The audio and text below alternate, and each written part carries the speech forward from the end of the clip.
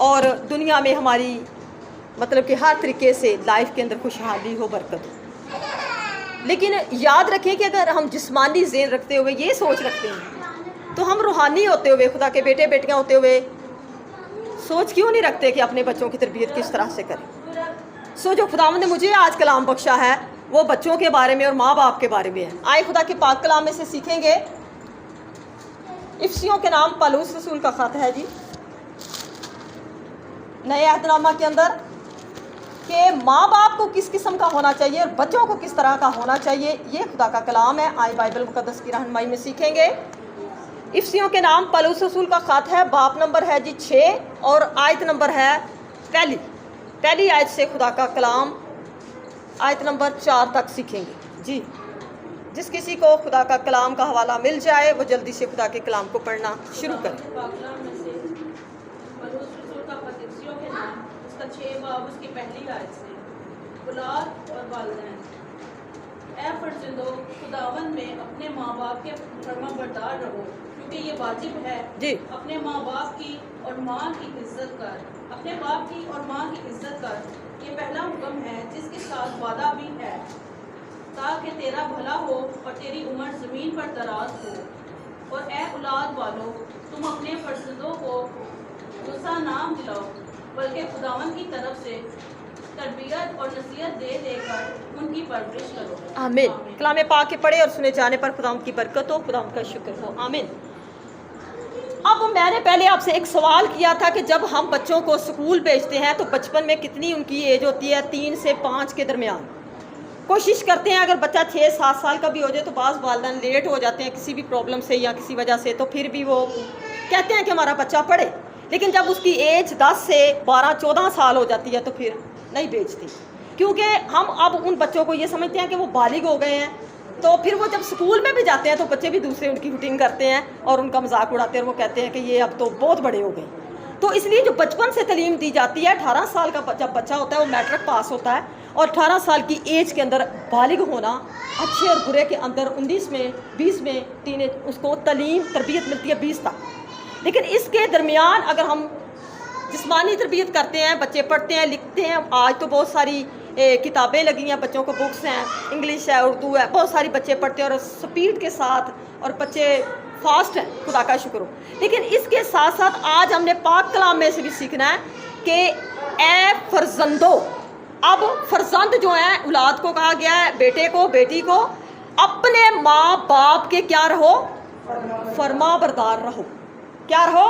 फर्मा बरदार रहो। उनकी जो बात वो आपको बचपन से सिखाते हैं, रूहानी है या जिस्मानी है, उसकी क्या करो? ताबियादारी करो। लेकिन वाजिब है कि अपने माँ बाप की इज्जत कर। क्या है ये? वाजिब है। ये पहला हुक्म है खुदा का कि अपने माँ बाप की इज्जत कर। इसके साथ अगर इज्जत कोई करता है तो कलाम में लिखा है इसके साथ एक वादा है। क्या वादा है? ताकि तेरा भला हो। क्या हो? तेरा भला हो और तेरी उम्र जमीन पर क्या हो? दराज हो। तेरा भला भी हो और तुझे उम्र की दराजी भी मिले, तू सुकून के साथ जिंदगी जिए और तुझे बरकत मिले जब माँ बाप की दुआ तेरे साथ होगी। इसलिए ये भले की बात है कि वालिदैन की तरबियत कैसी होनी चाहिए। खुदावंद ने अपने माँ बाप की फरमाबरदारी, ये वाजिब है। लेकिन अगर कोई शख्स नहीं ये करता तो फिर उसके लिए क्या है? आए खुदा के कलाम में से दूसरा हवाला देखें। आए पुराने अहदनामा के अंदर चले कि जो बच्चे अपने माँ बाप की फरमाबरदारी और इज़्ज़त नहीं करते उनके लिए क्या है। आए जी देखें खुदा के कलाम में से अबार की किताब, उसका 19 बाब, खरूज की किताब 19 बाब और उसकी आयत नंबर है जी 9। अगर आपको हवाला मिले तो पढ़े। खरूज की किताब, अबार की किताब, उसका 19 बाब और उसकी आयत नंबर 9।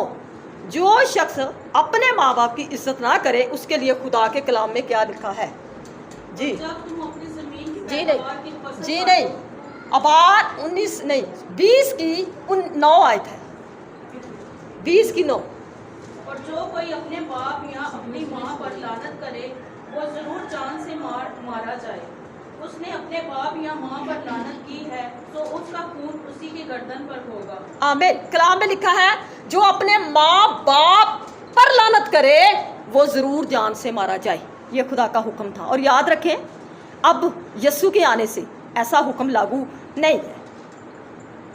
लेकिन जब पुरानी शरीयत के अंदर कोई बेटा बेटी माँ बाप की नाफरमानी करता था तो हुक्म था कि उसे नबियों के पास, उसे रसूलों के पास, उसे पैगंबरों के पास, खादमों के पास ले जाया जाए, जो हुक्म वो जारी करें, और उसे मैदान में ले जाकर सारे लोग पत्थर मारें, क्या करें, संसार कर दिया जाए, और उसे ऐसी व्रतनाक सजा दी जाए कि उसके बाद वो अपने माँ बाप की नाफरमानी नहीं करे।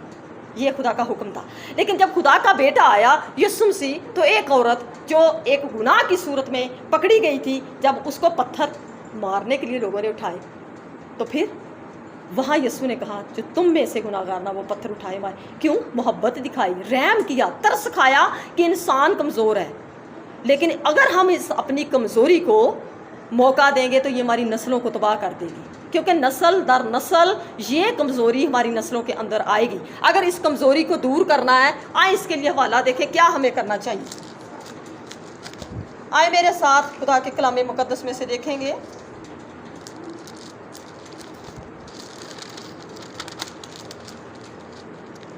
कि अगर हम खुदा के हुक्म के मुताबिक चलना चाहते हैं तो फिर निकालें इस्तिश्ना की किताब,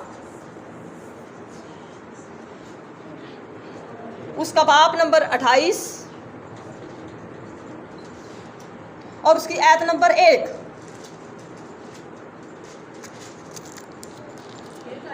हाँ जी, एक आयत से पढ़ें, क्या करना चाहिए। और अगर तू खुदावंद अपने खुदा की बात को जानफशानी से मान कर उसके इन सब हुक्मों पर जो आज के दिन मैं तुझको देता हूँ एहतियात से अमल करे, तो खुदावंद तेरा खुदा दुनिया की सब कौमों से ज़्यादा तुझको सरफराज करेगा जी। और अगर तू खुदावंद अपने खुदा की बात ना सुने, और अगर तू खुदावंद अपने खुदा की बात सुने, तो ये सब बरकतें तुझ पर नाजिल होंगी और तुझको मिलेंगी। आमीन।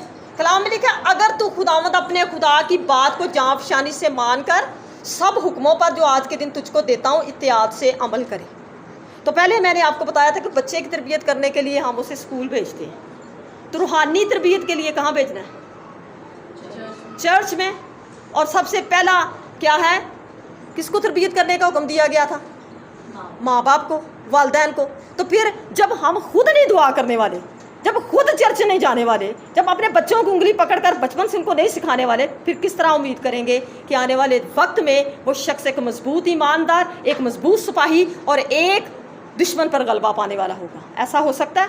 नहीं। जब बच्चे को मैंने एज बताई 14 के बाद, अगर उसको तलीम ना दे तो फिर स्कूल जाने का कोई चांस नहीं होता। ऐसा ही है। तो इसी तरह रूहानी तलीम जो बचपन से नहीं दी जाती, जब उसकी एज बढ़ जाए तो फिर उसको समझाने, उसको तरबियत करने से कुछ फ़ायदा ना होगा, क्योंकि ये खुदा का कलाम बताता है, क्योंकि कलाम पाक में ये लिखा है। इसलिए खुदा का कलाम बताता है कि तू खुदावंद अपने खुदा की इत्तियाद से हुक्म पे अमल करना, खुदावंद तुझको बरकत भी देगा, तुझे सरफराजी भी देगा, और फिर सब कौमों में से। पर अगर तू ना करे तो फिर क्या होगा जी? इसका देखें हवाला, इसी के साथ देखें 28 बाब और इसकी आयत नंबर जी 30। क्या मिलेगा आपको? इसका अजर, अगर आपने तरबियत नसीहत ना की, आप खुद खुदा के साथ ना चले, ना फरमाने की सज़ा है क्या है जी? इस्तिश्ना 28 की 30। औरत से जी जी ये वाला है। औरत से मंगनी तो तू करेगा, तू करेगा, लेकिन दूसरा उससे मुबासरत करेगा जी। तू घर बनाएगा पर उस पे बसने ना पाएगा जी। तू पाकिस्तान लगाएगा पर उसका फल इस्तेमाल ना करेगा जी। तेरा बैल तेरी आंखों के सामने सिफर किया जाएगा पर तू उसका गोश्त खाने ना पाएगा। तेरा गधा तुझसे जबरन छीन लिया जाएगा और तुझको फिर ना मिलेगा। तेरी भेड़ें तेरे दुश्मनों के हाथ लगेंगी और कोई ना होगा जो तुझको बचाए। तेरे बेटे और बेटियां दूसरी कौम को दी जाएंगी और तेरी आंखें देखेंगी और सारे दिन उनके लिए तरसते तरसते रह जाएगी और तेरा कुछ बस नहीं चलेगा। आमीन। कलाम में लिखा है अगर तू खुदा के कलाम के मुताबिक ना चले और वालिदैन अपने बच्चों की तरबियत ना करें, औलाद फरमाबरदारी ना करे, तो फिर कलाम में लिखा है ये सारी जो मैंने अभी आपने पढ़ी हैं, लिखा है तेरा बैल तेरी तू उसको पालेगा, तेरा बैल तेरी आंखों के सामने ज़िबा हो जाएगा, तू गोश्त नहीं खाने पाएगा।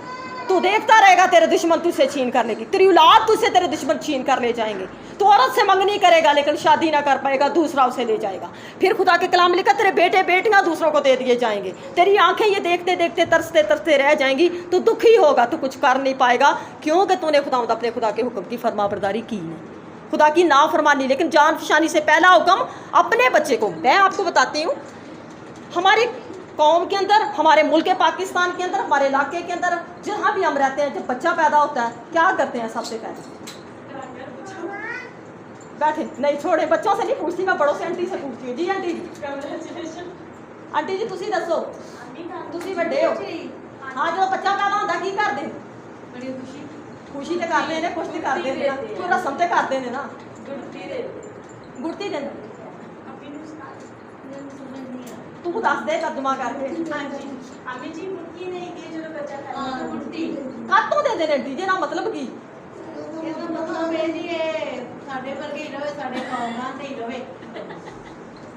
वेरी गुड, सही अच्छी गल कि अच्छा इंसान बड़े दादी दी आदत चंगी है या दादे दी या मामे दी चंगे बंदे नु लिया के कहंदे ने एनु गुड़ती ते बाद चो अगर गुड़ती दिते होए देखे ने उन्हां वर्गे निकलदे देखे निकलते कई ते चले जांदे जे। हाँ जी, लेकिन ये गल याद रखो कि ये रस्म अगर करने आ तो सब तो पहली रस्म खुदा दा कलाम बताता है कि इसराइल दे विच जो बच्चा पैदा होता है ना, बनी इसराइल तो कुछ भी नहीं करते, उन्होंने सब तो पहलू खुदा दे खादम दे कोल जिहड़ा नज़दीकी है उन्होंने लैके जाते, उन्होंने की कहते हैं, ਉਹਦੇ ਕੰਨ 'ਚ ਕਹਿੰਦੇ ਨੇ ਬੱਚੇ ਦੇ ਆਇਸਾ आवाज सुन ए इसराइल, खुदावंद तेरा खुदा एक ही खुदावंद है, तो अपने सारे दिल से, तो अपनी सारी जान से, तो अपनी सारी ताकत रखकर से खुदावंद अपने खुदा से मोहब्बत रख। बच्चे पहला जो आवाज़ है या अच्छी गल है ਉਹਦੇ ਕੰਨ 'ਚ ਕਹਿੰਦੇ ਨੇ खुदा के बारे, तो साढ़े की कहते हैं कि खुदा ने बेटा बड़ी देर बाद दे दिता है या बेटी दी है बड़े दिनों बाद,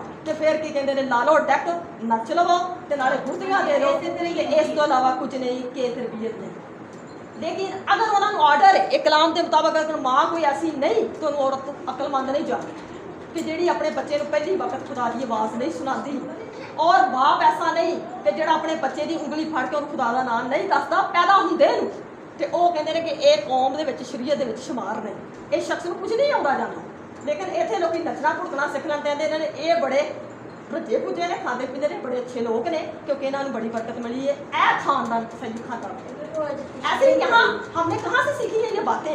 हमने ये बातें गैर कौमों से सीखी हैं। हम ऐसे नहीं थे, हमारे बाप दादा कुछ तलीम की कमी से कुछ ऐसे थे कि जो लोग दूसरे करते वो ही करते रहते सर। लेकिन आज अगर तलीम की आई है रोशनी तो आप सबको सीखना है, हमें अपने बच्चों की किस तरह से तरबियत करनी है, ठीक है जी। फिर खुदा के कलाम में इस्तिशना की किताब में लिखा है कि मैं तुमसे कहता हूँ कि अपनी दादियाँ जो है, दादे जो हैं, अपने पोती पोतों को उंगली पकड़ के, क्योंकि बड़े होते हैं तो अक्सर बच्चे अटैच होते हैं उनके साथ, तो वो कहता है कि उनको तलीम दो। खुदा ने हुक्म दिया बनी इसराइल को, मूसा नबी को, और कहा कि उनको अपने पोतों को, अपनी पोतियों को, अपनी औलाद को ये सिखाएं कि खुदा के घर किस तरह जाना, खुदा के साथ किस तरह चलना है।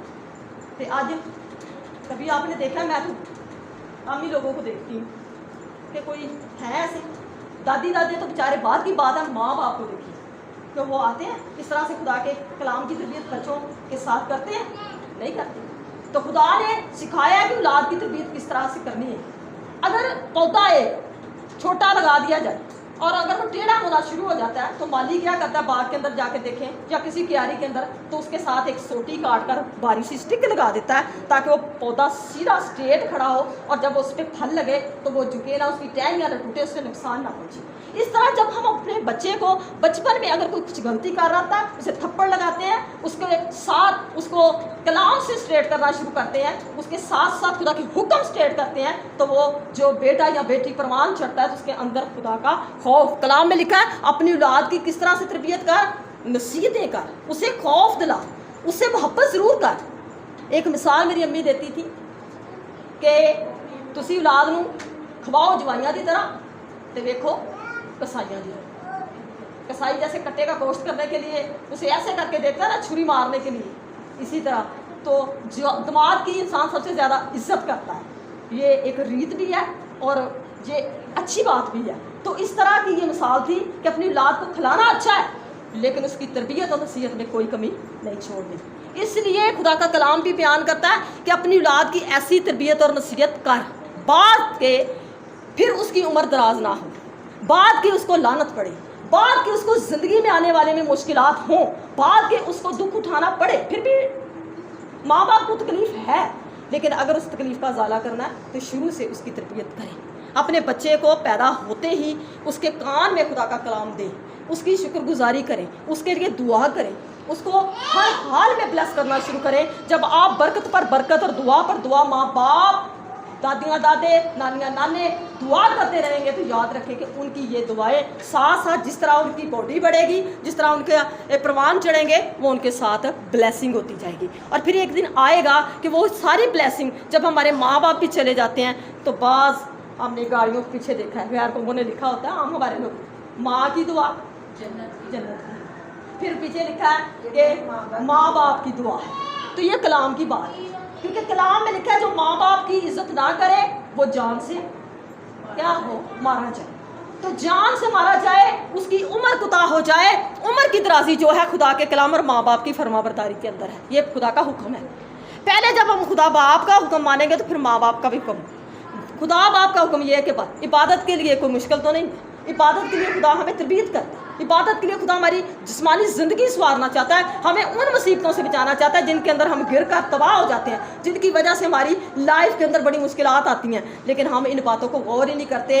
अगर आप मसीही लोग हैं, अगर आप ईमानदार हैं, अगर आप इससे पहले इस कलाम को नहीं सुन चुके थे तो आज सुना तो इसके मुताबिक अपनी ज़िंदगी को डालें, आज इस नसीहत को पल्ले बांधें। अपने बच्चों की तरबियत किस तरह से करनी है, अपने बच्चों को किस तरह से आपने तालीम देनी है, किस तरह से आपने लेकर चलना है।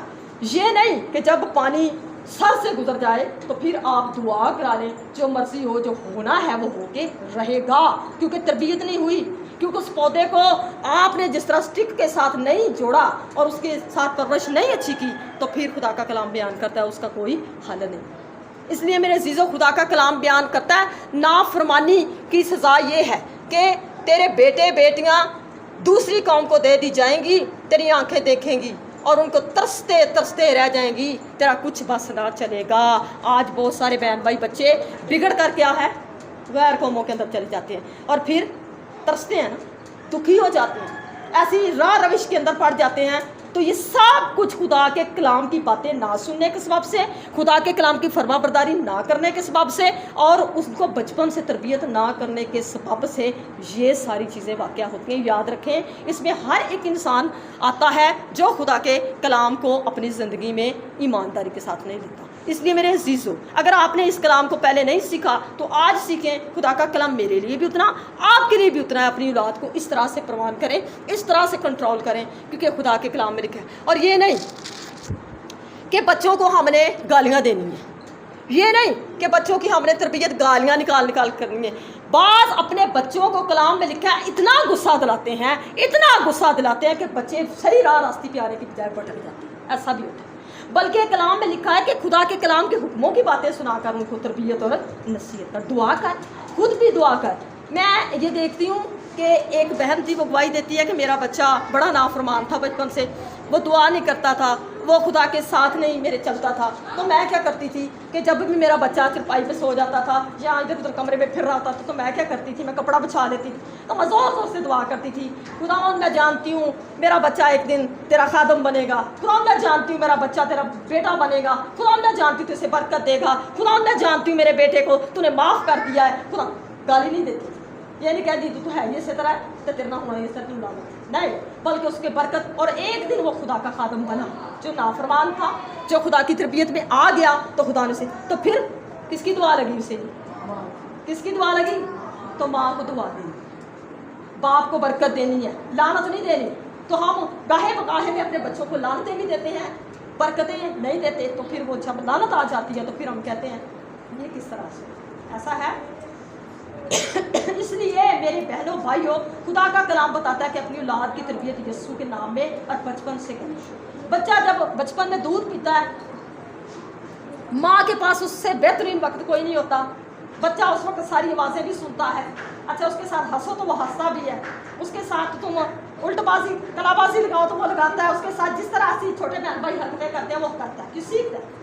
अगर उसी के दौरान माँ दूध पिलाते में फारग होती है उसका, तो उसको उंगली पकड़कर गीत गाना शुरू करें, अच्छी अच्छी दुआ करना शुरू करें। उसे लाड करती है तो उसको उल्टे सीधे नाम रखती है, तो नाम रखती है, लाड से प्यार करती है, लेकिन उसके साथ साथ अगर उसे ब्लेसिंग देती रहे और कहती रहे खुदावंद मेरे बेटे को ये करेगा, ये बरकत देगा, मेरी बेटी को ये बरकत देगा, तो ऐसी बरकतें बच्चों पर क्या होती हैं, ठहर जाती हैं, वो ब्लेस हो जाते हैं। और फिर वो रोज़ रोज़ एक बात जो सुनते हैं वो करते हैं। कभी अपने घर में नोट करें, आप जो गाली देते हैं गौर करें, अब आप मुकर जाएंगे, आप गाली नहीं दे, जो माँ गाली करते हैं कभी नोट करना, बच्चे तो कर देंगे, कर दें, लेकिन उसे ठीक कर दें। तो फिर ये इसलिए खुदा का कलाम बयान करता, दुआ करें, कलाम दे, बचपन से दे, बड़े होकर रही के वक्त गुजर गया तो कई लोग बिगड़े और बच्चे पता कि कहते शादी करो, यदि बुढ़ी आके सुना ते कुड़ी को कहते हैं विद्या करो, अगले घर भेज दो, अपने सोरे से क्या करना।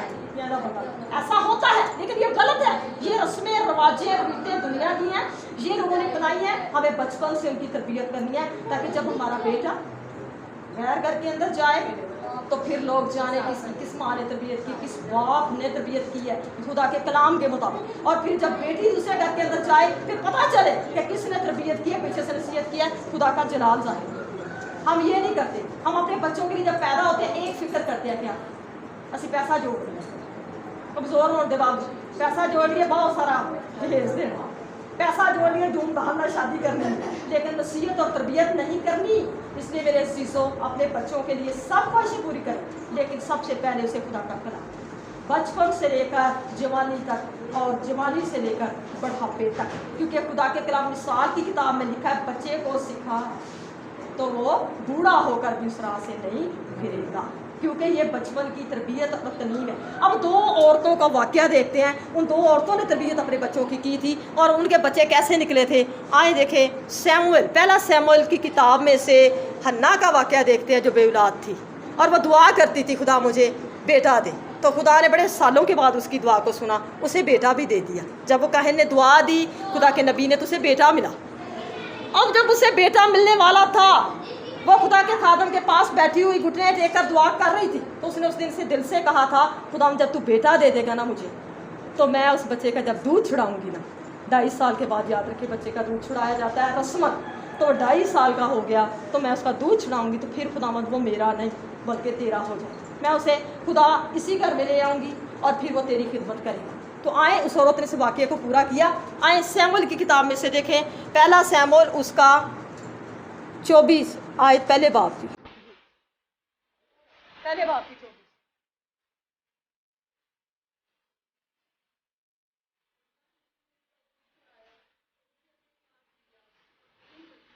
एक एक्वा आटा और मैं की एक मश्क ली, एक मश्क अपने साथ ले गई और उसे उस लड़के को सिला में खुदावंद के घर लाई, और वो लड़का बहुत ही छोटा था। और उन्होंने एक बछड़े को ज़िबा किया और लड़के को एली के पास लाए, और वो कहने लगी, ऐ मेरे मालिक, तेरी जान की कसम, ऐ मेरे मालिक, मैं वही औरत हूँ जिसने तेरे पास यहीं खड़ी होकर खुदावंद से दुआ की थी। मैंने इस लड़के के लिए दुआ की थी और खुदावंद ने मेरी मुराद जो मैंने उससे मांगी पूरी की। इसलिए मैंने भी इसे खुदावंद को दे दिया। आमीन। क्या किया उसने? कहा, मैंने खुदावंद जब दुआ मांगी थी इस लड़के के लिए तो तूने मेरी मुराद को पूरा किया। अब एली परेशान हो गया कि छोटे सा बच्चा 2.5 साल का, जिसे अभी चलना भी सही तरीके से नहीं आ रहा, उसकी माँ ने उंगली पकड़ी है, उसको लेकर आ रही है, तो वो कह रहा है, उसके हाथ में दे रही है उसका हाथ, वो कह रहा है ये क्या है? उसने कहा शायद तुझे याद नहीं है, यहाँ हज़ारों लोग आते हैं लेकिन मुझे याद है, मैं यहाँ बैठी रोती थी, मैं बड़े सालों से आ रही थी, दलगीर थी। उस दिन जब तूने मुझे दुआ दी थी, उस दिन मैंने अपने दिल में ठाना था, जब मैं दूध छुड़ाऊंगी इसके बाद ये मेरा नहीं रहेगा, मैं इसे हैकल में दे दूँगी। और खुदा, मैं तेरे पास खुदा के बंदा लाई हूँ खुदा को देने के लिए। तो कैसी सिचुएशन होगी, याद रखें, खुशी की भी होगी और गम की भी होगी, आंखों से आंसू तो बहते होंगे ना। इतने सालों के बाद पाया, लेकिन फिर उसका दिल बड़ा देखे कि उसने छोटे को, जिसको सही तरीके से बोलना भी नहीं आता था, उसने खुदा के हवाले कर दी, खुदा के कहेंगे हाथ में दे दिया। 2.5 साल का बच्चा, उसने कहा मैंने दूध छुड़ाया था, दूध पिलाने तक मैं थी इसकी माँ, अब यह खुदा का बेटा है। लेकिन उस माँ का बाइबल मुकद्दस के अंदर खूबसूरत जिक्र लिखा गया है, हन्ना उसका नाम था, और वो एली कहन के पास दुआ लेने, अलकाना की बीवी थी। और खुदा ने जब उसे, खुदा के कलाम में लिखा है कि जब खुदा के नाम पर आप कुछ देते हैं ना तो खुदा उसका कर्ज भी नहीं रखता। तो अजकल तो होंगे तो कहते पता नहीं इन्नी देर बाद मिले तू रख कोल ही अपना, रब तेन माफ़ ही कर देगा, तू मनी है तो माफ़ी मांग लै, लेकिन लैके ना जा। लेकिन नहीं, उसने अपने शोहर को उसने कहा तू क्यों नहीं जाती हैकल में? उसने कहा मैं 2.5 साल के बाद जाना है, और फिर जो मैंने कहा है खुदा को उसको पूरा करना, उसने अपने शोहर को बताया। उसने कहा मैंने मन्नत मानी है, तू मेरे साथ चलेगा। 3 बछड़े लिए, कितने? 3 बच्चे, और फिर अल्फा 1 2.5 मन की बोरी आटे की ली, और वहाँ जाकर उन्होंने बच्चों को सभा किया, देखें चढ़ाई, उन्होंने खाना पकाया। चर्च के अंदर, हैकल के अंदर बहुत सारे लोग वहाँ जमा हुए थे, उनको खिलाया, खुदा की शुक्रगुजारी की, बच्चे का दूध छुड़ाया, और खुदा के ज़रूर से नजर आया कि आज की दूसरी रस्म साढ़े लोग की तरक्की कर रखे है। थानू पता कि कहना मतलब कि समझ आऊँगी? गैर कौमां दी रस्मां साडियां कौमां विच इस तरह रच गई ने, फिर लानतां, फिर परेशानियां, नाफरमानियां ते सवाबना। कोई तलीम नहीं, तरबियत नहीं, सिर्फ अगर कोई खादम तुहानू तलीम देंदा तो खुदा दे कलाम च, ताकि तुहाडा तुहाडी औलाद दा की होवे, भला होवे। ते हुण लोकां ने इस रस्म नूं किस तरह हकीके च रख दिया, रिश्तेदारां नूं सद्दो, नानके पूरा जोर लाण, सोना लैके आउण, ते दादके भी अगर नहीं देंदे तो फिर वट गाउणे ते घट गाउण, फजूल रस्मां। लेकिन रस्म अगर करनी है आपने खुदा के नाम पर करें। अगर खाना खिलाना तुम लोगों को, खुदा को इबादत करते हैं, खुदा के नाम से आपको बरकत मिलेगी। दूध छुड़ाने के वक्त ये रस्म थी, जिन्हों की क्या कहते हैं, दूध छुड़ाने की रस्म से 2.5 साल का बेटा या बेटी हो जाए, लोग खुशी करते सन, खुदा के खादमां बुला के अपने रिश्तेदारों भी बुलाते सन, तो दुआ कराते सन, खुशी करते सन, खाना बनाते सन। तो हुण की कहते हैं कि साढ़े बच्चों को कौन कितना चंगा अच्छा जानता है। मैं पिछले दिनों एक रस्म से गई, तो मेरी दादी ने की किया, उन्हें चांदी का कुस्सा बना लिया, तो मैनू बड़े टौर ना बहावे, सिस्टर जी को लिया के बहाओ गुस्सा। मैं कहते लियाओ जी बहाओ, केड़ा गुस्सा? मुझे समझ ना। जो उन्होंने गुस्सा खोलिया सामने, मैं कहा तुहाडा भला हो जाए, मैं कहा अपना गुस्सा बहाते, वो देखिया तो बच्चे का गुस्सा चांदी का। फिर मैंने मैं क्या अच्छा मैं गुस्सा बनाया तो पा के भी बहाओ, पान लगे तो बच्चे के पैर सर मोटे, तो वो पैर तो चिका मार कह के मैं नहीं पाना। तो अगों की माँ कहती भाई मेरे बच्चे के पैर छिले जाए कि तारी मेहरबानी, गुस्सा ना गुस्सा बस। तो मैं क्या भाई तुम बच्चे लड़ाई ना करो, चुप हो, गुस्सा अपना रखो, गुस्सा तुहाडा प्यारा। तो रस्में कर रहे फजूल, याद रखे वो रस्म करे जो खुदा के खिलाफ।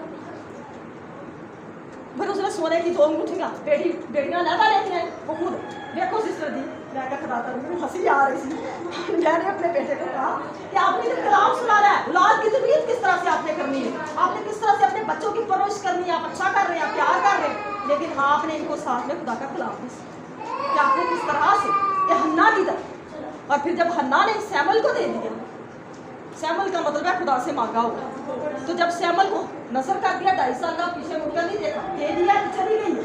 तो जब अपने घर गई तो खुदा ने उसे ब्लेस कर दिया। उसने कहा तू मुझे कर सकता है, तू मेरे सिर सांझ चढ़ाया, असि किसी को कोई शहर दे रही है, कहने उन्हें मुझे ऐसा जोड़ा दिता है, उन्होंने उस तरह ऐसा। तो खुदा भी हमसे प्यार करता है, वो कहता है किसी ने मुझे दिया, तो खुदा ने हन्ना पर नजर की, हन्ना को फिर एक बेटा दिया, फिर 2 साल गुजरे, फिर हन्ना को एक बेटा दिया, फिर 2 साल गुजरे, हन्ना को फिर बेटा दिया, फिर 2 साल गुजरे, हन्ना को फिर बेटा दिया। कितने बेटे हो गए थे? 5। 5वां सैमुअल, वो तो खुदा को दे दिया। अब जब 4 बेटे हो गए, 5वां सैमुअल खुदा को दिया, और फिर खुदा ने उसे एक बेटी दी। खुदा ने कहा तूने मुझे एक के बदले एक मैंने तुझे दे दिया, चुगना मुझे 4 बेटे तुझे इज्जत में दे, क्योंकि तूने मुझे कर दिया। ऐसा खुदा से प्यार करके देखें, दिया करो ताकि तुम्हें भी। अब दूसरी औरत का वाकया देखते हैं। वो औरत कौन थी जिसके बेटे ने, उसने भी मन्नत मानी थी। उसने कहा कज़ात की किताब में से मेरे साथ देखें, कज़ात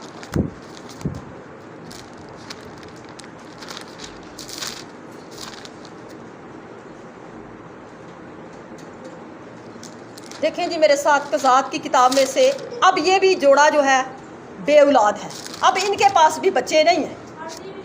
अब ये एक जगह पे खुदा के ज़ूर क्या चढ़ा रहे हैं, कुर्बानी कर रहे हैं। और खुदा के कलाम में लिखा है कि जब ये कुर्बानी कर रहे थे तो इनको खुदा का फरिश्ता नज़र आया। अब फरिश्ते से इस औरत ने क्या कहा, इसने कहा कि मैं बे औलाद हूँ, मुझे दुआ दे, मुझे बरकत दे, खुदा मुझे औलाद दे। और फिर इस औरत ने ये मन्नत मानी कि जब वो बच्चा पैदा होगा उसके सर पर कोई उस्तरा नहीं लगेगा, बल्कि वो खुदा का क्या होगा, नज़ीर होगा, खुदा का मन्नत किया हुआ होगा, खुदा की मन्नत होगा, वो खुदा का कलाम सीखेगा, खुदा के कलाम की बातें करेगा, और मैं उसे खुदा की नज़र करता। उसने भी मन्नत मानी। अब वो अपनी मन्नत में माँ उसकी कायम थी, लेकिन शायद कुछ तरबियत करने में गलती हो गई। अब ये लड़का जब बड़ा हो गया, जोरावर हो गया, ये जवान हो गया, अब जवानी में ये एक जगह पे चला गया। जब वहाँ चला गया, क्या वाक़या इसके पास साथ पेश आता है। क़ज़ात की किताब उसके 14 बाब और उसकी आयत नंबर 1 में देखें कि इसने एक गलती कर दी है, इसके सबब से ये फंस गया है, इसकी आंखें चली जाएंगी, इसकी आंखों को अंधा कर देंगे। जी। और शमशून तिम्नत को गया और तिम्नत में उसने फिलिस्तियों की बेटियों में से एक औरत देखी और उसने आकर अपने माँ बाप से कहा, मैंने फिलिस्तियों की बेटियों में से तिम्नत में एक औरत देखी है, सो तुम उससे मेरा ब्याह करा दो। अपनी माँ को कहता है, फलस्तीनियों में मैंने एक औरत देखी है, एक लड़की देखी है, मुझे पसंद आई है, तो मेरा उससे ब्याह करा। अब उसकी माँ ने क्या जवाब दिया है? उसकी माँ आगे से उसे जवाब देती है, उसके माँ बाप ने उससे कहा, क्या तेरे भाइयों की बेटियों में या मेरी सारी कौम में कोई औरत नहीं जो तू नामखतून फलस्तीनियों से ब्याह करने जाता है? शमशून ने अपने बाप से कहा, उसी से मेरा ब्याह करना, क्योंकि वो मुझे बहुत पसंद आई है। शमशून ने कहा, मुझे ब्याह दे। वो फलस्तीनी थी, वो गैर कौम थी जिसकी जंग आज लोगों के साथ, इसराइल के साथ लगी हुई थी। जो लोग हमारे लोगों को काटते हैं, जो लोग हमारे लोगों को कत्ल करते हैं, जलाते हैं, भस्म करते हैं, फलस्तीनियों की लड़की थी।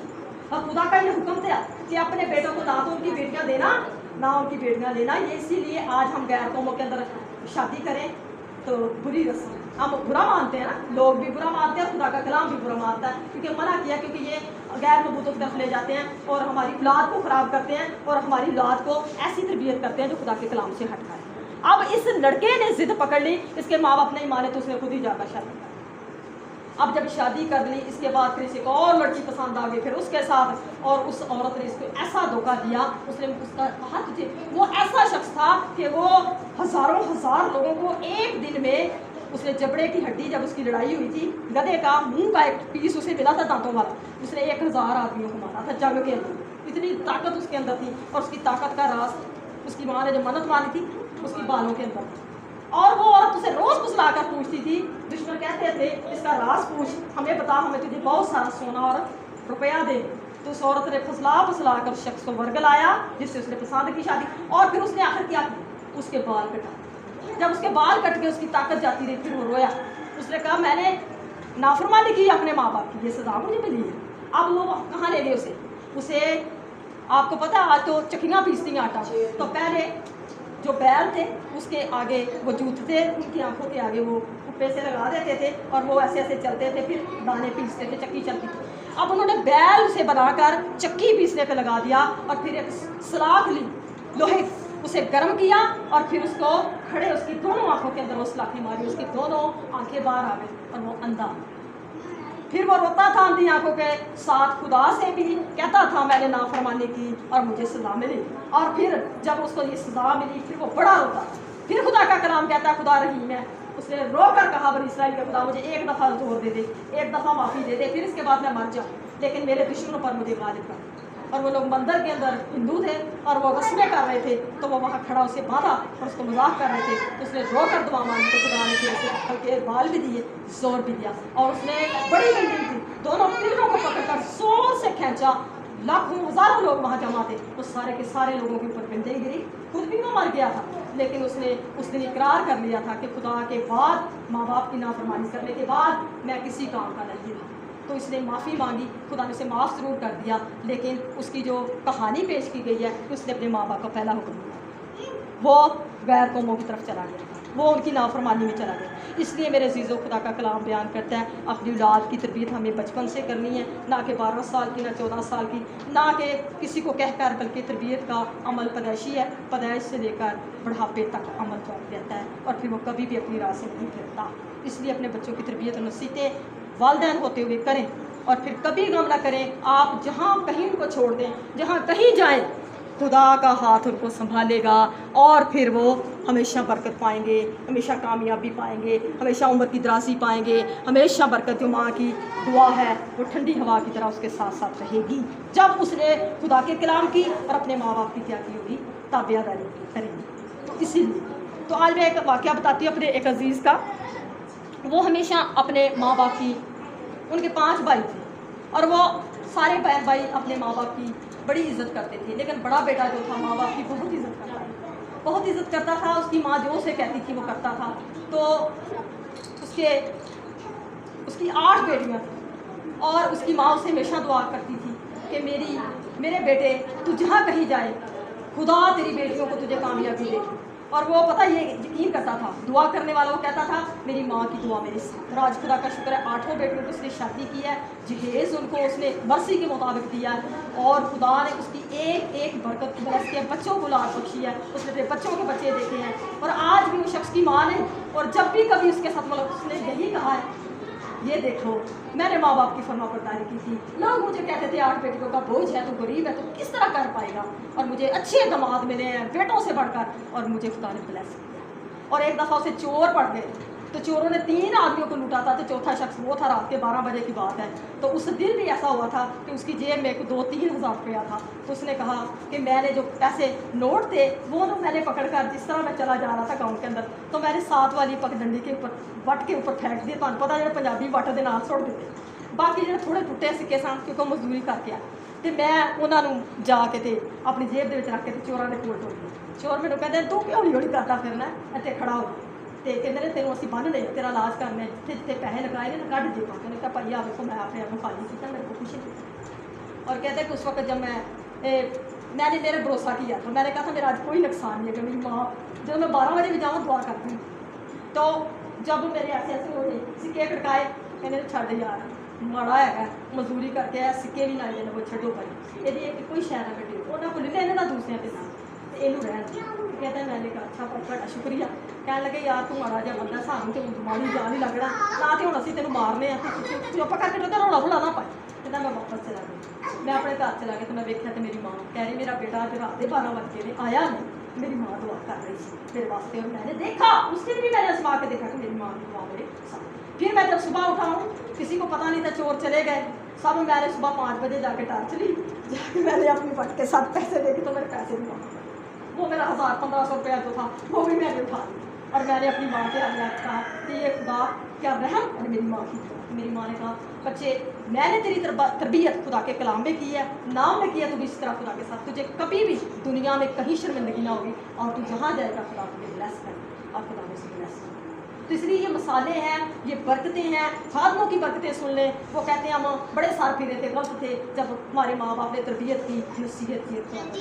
हम ये नहीं कहते कि बच्चे नाफरमानी नहीं करते, हम ये नहीं कहते खुदा का कलाम, लेकिन हमें तरबियत और नसीहत करी गाली देकर नहीं, बल्कि दुआ से। सो खुदा मुझे और आपके इस कलाम को हमें गॉड ब्लेस यू। खुदा आपको बरकत दे। आए अपनी आंखें बंद करें, खुदा से और हालेलुया। हालेलुया। कदूस कदूस मेहरबान